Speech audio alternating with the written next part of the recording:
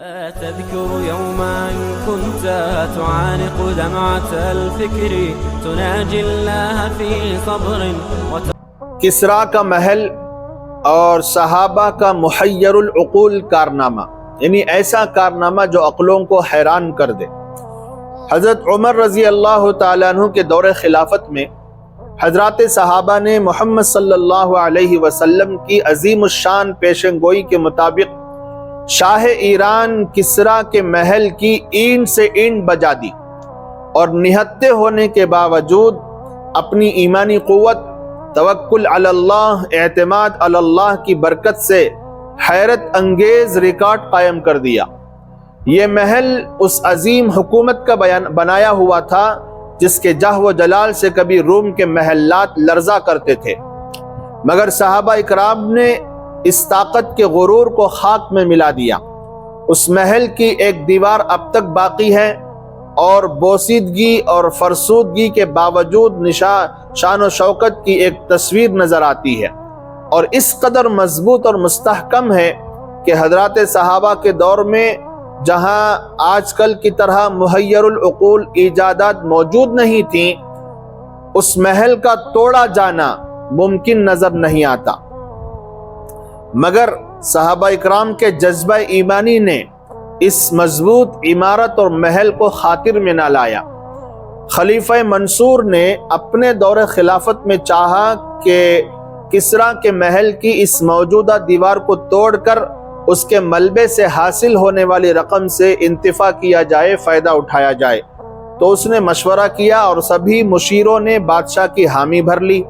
مگر ایک ایرانی مشیر نے کہا کہ آپ اس دیوار کو ہرگز نہ توڑوائیں، کیونکہ بعد کے لوگ جب دیکھیں گے کہ صحابہ نے ظاہری ضعف اور کمزوری کے باوجود اور اس ایوان کے بادشاہ کے جلال و جبروت کے باوجود اس کو مقہور اور مغلوب کر دیا، تو ان کو کوئی شک نہ ہوگا کہ یہ سب اللہ کے حکم سے ہوا ہے، اور اللہ ہی کی ان کے ساتھ تائید و نصرت رہی ہے۔ مگر بادشاہ کی سمجھ میں اس کی بات نہیں آئی، اور اس نے دیوار کو توڑنے پر مزدور لگا دیے، مگر چند ہی دنوں میں اندازہ ہو گیا کہ اس دیوار کو توڑنے پر جتنا خرچ آئے گا اس کا 10واں حصہ بھی اس کے ملبے سے حاصل نہیں ہوگا، کیونکہ وہ انتہائی مضبوط اور مستحکم ہے۔ اس لیے بادشاہ نے اس کام کو رکوانے کا ارادہ کر لیا، مگر کام کو رکوانے سے پہلے اس نے اپنے اسی ایرانی مشیر کو پھر بلایا اور صورتحال کو رکھ کر مشورہ لیا، تو مشیر نے کہا کہ آپ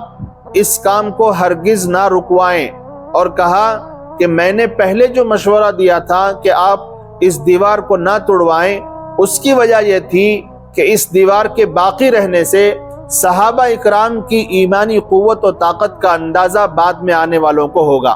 کہ ایسے مضبوط محل کو چند صحابہ اکرام نے کس طرح توڑا ہوگا۔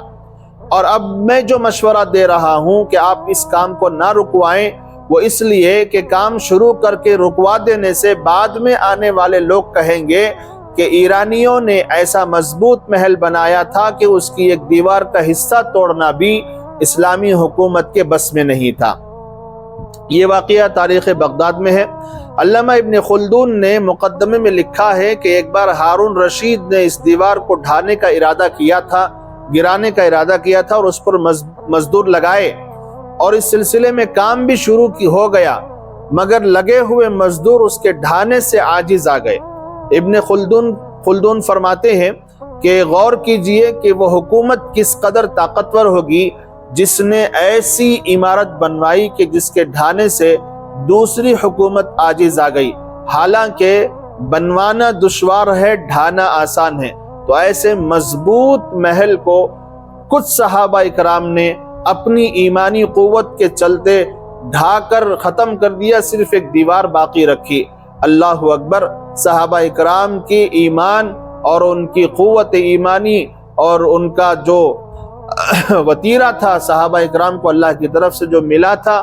وہ بہت ہی قابل تعریف اور قابل تحسین ہے۔ ہم سب کو بھی صحابہ جیسا ایمان بنانے کی کوشش کرنی چاہیے، جب آدمی کا ایمان مضبوط ہو جاتا ہے، سامنے بڑے سے بڑا کافر ہی کیوں نہ ہو، بڑے سے بڑی مضبوط دیواری کیوں نہ ہو، وہ اس کو خاطر میں نہیں لاتا۔ اللہ ہم سب کو صحابہ کے نقش قدم پر چلنے کی توفیق عطا فرمائے۔